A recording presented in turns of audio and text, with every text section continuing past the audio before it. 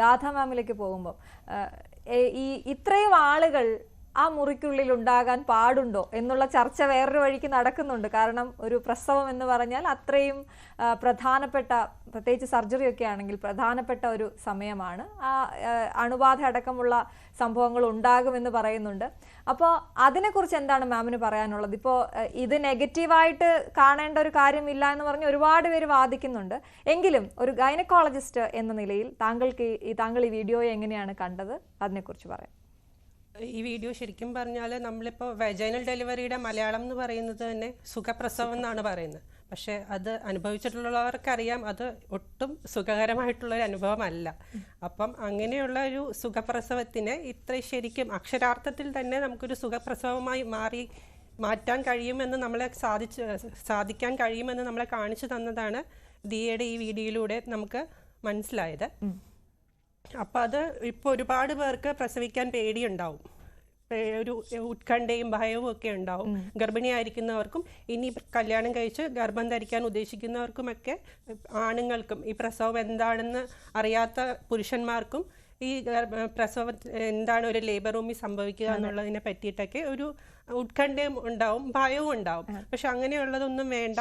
നമുക്ക് ലേബർ എപ്പിഡ്യൂറലിലൂടെ നമുക്ക് പ്രസവം വേദനരഹിതമായിട്ടുള്ള പെയിൻലെസ് ലേബർ സാധ്യമാണെന്നും അതുപോലെ തന്നെ ബർത്ത് കമ്പാനിയന്റെ പ്രസൻസ് എത്രത്തോളം പോസിറ്റീവ് ഇൻഫ്ലുവൻസ് നമ്മുടെ ലേബറിൽ ചെലുത്തുന്നുണ്ടെന്നൊക്കെ അറിയാനായിട്ട് നമുക്ക് ഈ വീഡിയോ സാധിച്ചു തന്നു. അതാണ് ആ വീഡിയോയുടെ പോസിറ്റിവിറ്റി. പിന്നെ നമ്മുടെ ഒരു നെഗറ്റീവ് ഇതെന്ന് പറയുമ്പോൾ നമ്മുടെ ഗൈനക്കോളജിസ്റ്റിന് ഇടയിൽ ഒരു ഡിസ്കഷൻ ഉണ്ടായിട്ടുണ്ട്. ഇപ്പം ഇത്രയും പേര്, ഇപ്പോൾ ആ ഫാമിലിയിലെ ഒരു 5 പേര് ഡെലിവറി സമയത്ത് അവിടെ ഉണ്ടായിരുന്നു. അത് മാസ്കും ധരിച്ചിട്ടില്ലായിരുന്നു. അപ്പം അത്രയും പേര് ആ ഡെലിവറി സമയത്ത് വേണമെന്ന് ഉള്ളത് ഒരു കൺസേണിങ് ഫാക്ടർ തന്നെയാണ്. അപ്പം അവിടെ ഒരു ഇൻഫെക്ഷൻ്റെ ഒരു പോസിബിലിറ്റി നമുക്ക് തള്ളിക്കളയാൻ സാധിക്കില്ല. അപ്പോൾ അതാണ് അവിടുത്തെ ഒരു വിഷയം. പിന്നെ ഓരോ ഹോസ്പിറ്റലിനും ഓരോ പോളിസി ഉണ്ടാവും. ചിലപ്പോൾ ഡെലിവറി ചെയ്ത ഹോസ്പിറ്റലിൽ നമുക്ക് അത്രയും ബൈസ്റ്റാൻഡേഴ്സിനെ അലോ ചെയ്യും.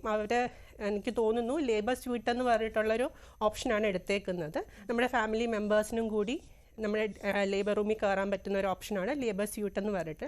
ഇപ്പോൾ ഉള്ള ഓൾമോസ്റ്റ് ഉള്ള എല്ലാ പ്രൈവറ്റ് ഹോസ്പിറ്റൽസിലും ഈ ലേബർ സ്യൂട്ട് എന്ന് പറഞ്ഞിട്ടുള്ള ഫെസിലിറ്റി ഉണ്ട്. ഞങ്ങളുടെ ഹോസ്പിറ്റലിലൊക്കെ ആണെങ്കിൽ 2 റൂമായിട്ടാണ് ലേബർ സ്യൂട്ട്. അതായത് 2 റൂം ഇന്റർകണക്റ്റഡ് റൂംസ് ആയിരിക്കും. അപ്പം ഒരു റൂമിൽ ബൈസ്റ്റാൻഡേഴ്സിന് അവർക്ക് റിഫ്രഷ്മെന്റ്സും അവർക്ക് റെസ്റ്റ് ചെയ്യാൻ പറ്റുന്ന ഒരു കൗച്ചും ഒക്കെ ഉള്ളൊരു റൂമായിരിക്കും. തൊട്ടിപ്പുറത്തായിരിക്കും നമ്മൾ ഡെലിവറി കോട്ടുള്ള ശരിക്കുള്ള ലേബർ റൂമായിട്ട് വരിക.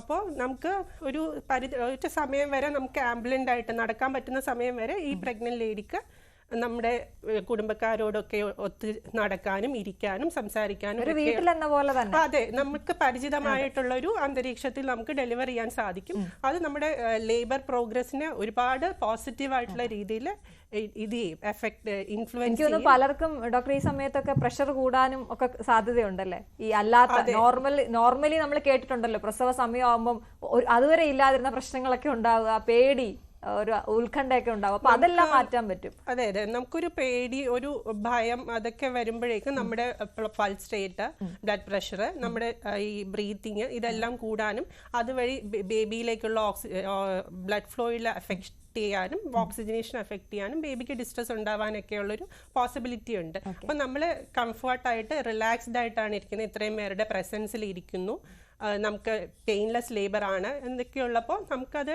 റിലാക്സ്ഡ് ആയിട്ടിരിക്കുന്ന ഒരു ഡെലിവറി എന്ന് പറഞ്ഞാൽ അത് തികച്ചും പോസിറ്റീവ് ആയിട്ടുള്ള ഒരു ഫാക്ടർ തന്നെയാണ്. എനിക്ക് തോന്നുന്നു ഈ ഒരു ദിയയുടെ പ്രസവം കഴിഞ്ഞതോടെ ഒരുപാട് പേര് അങ്ങനത്തെ ആശുപത്രികൾ തിരക്കുന്നുള്ളൂ. പ്രാണിലത് ഉണ്ടെന്ന് തോന്നുന്നല്ലേ സൗകര്യം? അതെ, നമ്മുടെ ഹോസ്പിറ്റലിൽ ഉണ്ട്. അപ്പൊ അങ്ങനെ പേടിച്ചിരിക്കുന്നവർക്ക് വേണമെങ്കിൽ ഇപ്പോഴേ പോയി ഒന്ന് ബുക്ക് ചെയ്താൽ അതുപോലെ പ്രസവിക്കാം. ഇനി നമ്മൾ പോകുന്നത് അനഘയിലേക്കാണ്. അനഘ ജയൻ. അനഘ ഈ ചർച്ചയിലേക്ക് വരുന്നത് ഒരു ഫേസ്ബുക്ക് പോസ്റ്റിലൂടെയാണ്. കാരണം അനഘ ഇപ്പോൾ പ്രസവം കഴിഞ്ഞ ഒരാളാണ്. അപ്പോൾ പ്രസവിക്കണമെങ്കിൽ ഈ ഒരു ആളുകളും അല്ലെങ്കിൽ ഈ ഒരു സൗകര്യവും ഒന്നും പോരാ, അതിന് തലയിലെഴുത്തും കൂടി വേണം എന്നായിരുന്നു അനഘയുടെ ആ ഫേസ്ബുക്ക് പോസ്റ്റിന്റെ തുടക്കം. അനഘ പറയൂ, എന്താണ് സംഭവിച്ചത്? ഇങ്ങനെയൊക്കെ എല്ലാവരുടെയും ഫാമിലിയുടെ ഒപ്പം നിന്ന് അല്ലെങ്കിൽ ഹസ്ബൻഡിന്റെ കയ്യിൽ പിടിച്ചുകൊണ്ട് പ്രസവിക്കണമെന്നൊക്കെ ആയിരുന്നു ആഗ്രഹം. പക്ഷെ പിന്നെ എന്താ സംഭവിച്ചത്?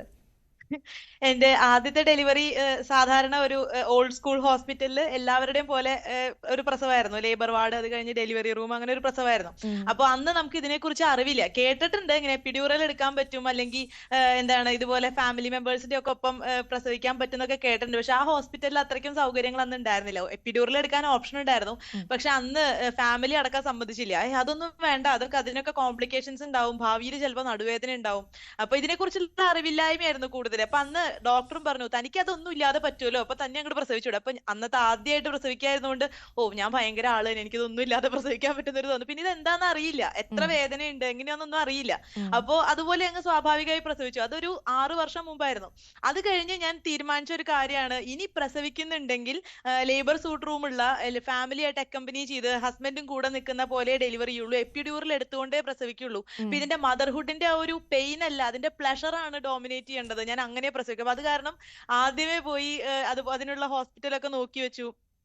എനിക്ക് ഇവിടെ ആഡ്ലക്സിലായിരുന്നു, അപ്പോളോ ആഡ്ലക്സിലായിരുന്നു കറുകുറ്റി ഡെലിവറി. പക്ഷെ വിചാരിച്ച പോലെ ഒന്നും ആയില്ല. ഞാൻ എല്ലാവരും ഉറങ്ങിക്കിടക്കുന്ന സമയത്ത് രാത്രി ഒരു 2:50 എന്താ ലേബർ റൂമിൽ ഒബ്സർവേഷനിൽ ഇരിക്കുന്ന സമയത്ത് നാച്ചുറൽ ആയിട്ട് പ്രസവിക്കായിരുന്നു.